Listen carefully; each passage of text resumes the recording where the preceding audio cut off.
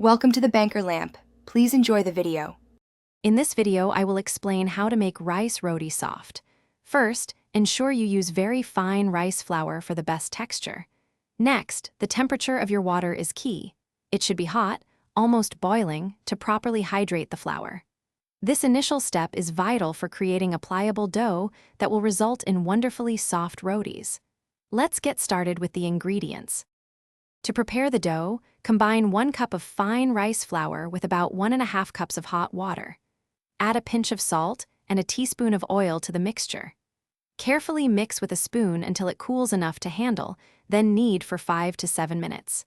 This thorough kneading develops the dough's elasticity, making it easier to roll and ensuring a soft texture. Now, let's roll out our rotis. Take a small portion of dough and roll it thinly, aiming for about 6 inches in diameter. Use a little extra rice flour to prevent sticking. Cook each roti on a medium-hot griddle for 30 to 45 seconds per side. Gently pressing with a clean cloth helps them puff up, indicating they are cooking perfectly and will be wonderfully soft. For an even softer roti, consider adding 1 to 2 tablespoons of cooked rice to your dough mixture before kneading.